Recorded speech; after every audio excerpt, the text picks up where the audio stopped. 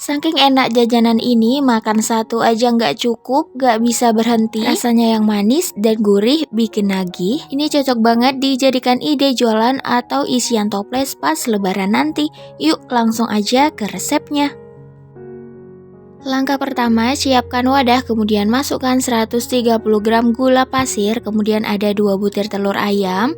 Ini telur ayamnya kalau bisa pakai yang agak besaran.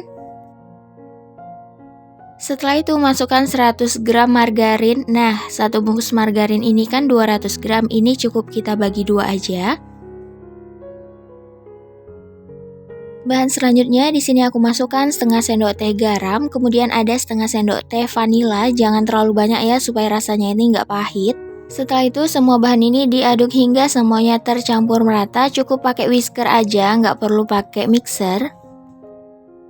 Nah, setelah tercampur merata seperti ini, boleh masukkan 500 gram tepung ketan. Ini dimasukkan sedikit demi sedikit supaya tepung ketannya nggak keluar-keluar.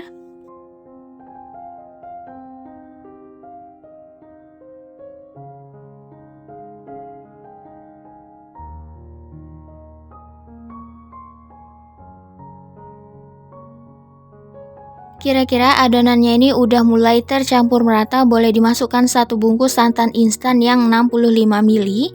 Kemudian masukkan juga air putih. Untuk air putihnya ini masukkannya sedikit demi sedikit supaya nggak terlalu kecairan nantinya. Kalau aku pakai telurnya yang sedang, nggak terlalu besar dan nggak terlalu kecil. Ini aku pakainya 1 gelas blimbing yang seperti di video.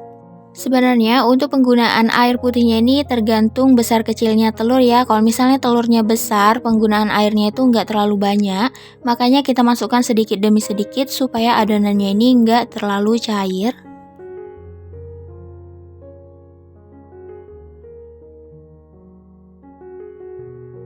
Setelah kita dapatkan konsistensi adonan yang pas, ini adonannya nggak terlalu cair gitu, nggak terlalu basah.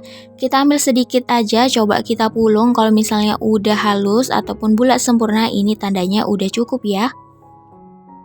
Kemudian adonan kue ini bakal aku bagi-bagi sesuai warna yang aku inginkan. Di sini aku menggunakan warna kuning, pink, oranye, dan lain-lain. Untuk penggunaan warnanya juga disesuaikan dengan selera masing-masing. Setelah warnanya tercampur merata, pastikan masukkan ke dalam plastik segitiga supaya mempermudah pekerjaan aja nantinya. Setelah itu potong bagian ujungnya, nggak usah terlalu besar, nggak usah juga terlalu kecil, sedang-sedang aja.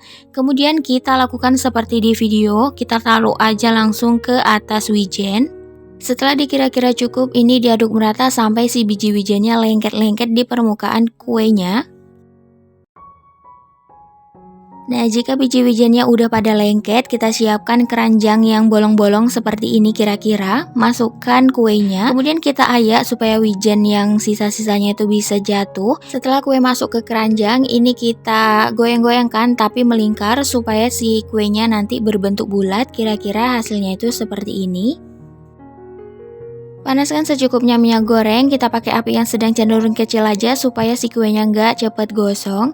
Masukkan kuenya, kemudian kita aduk merata. Ingat ya, kita pakai api yang kecil aja supaya si kuenya matang merata dan garing sampai ke dalam. Nah, kalau ciri-cirinya udah seperti ini, busanya udah sedikit, udah kurang, ini tandanya udah matang, kuenya udah renyah, insya Allah ini tahan lama. Boleh ditiriskan dan didinginkan terlebih dahulu. Nah, ini kira-kira hasil akhirnya. Dapatnya banyak banget. Ini masih ada yang aku goreng. Kemudian bakal aku masukkan ke dalam toples yang ukuran 500 ml. Untuk cara penjualannya, untuk packagingnya ini disesuaikan dengan selera masing-masing aja atau disesuaikan dengan harga jualnya. Supaya tampilannya lebih menarik dan cantik, di sini aku tambahkan dengan stiker thank you. Kalau pakai toples seperti ini, tutup toplesnya jangan lupa diisolasi keliling ya, supaya nggak ada udara masuk dan kuenya tahan lama. Dengan warna yang unyu-unyu gini, terus rasanya enak bikin nagih, insya Allah ini laris manis ya. Ini juga garing dan renyah sampai ke dalam-dalam. Yang penasaran gimana rasanya? Silahkan dicobain resep ini ya. Semoga resepnya bermanfaat. Sampai ketemu lagi di video-video selanjutnya.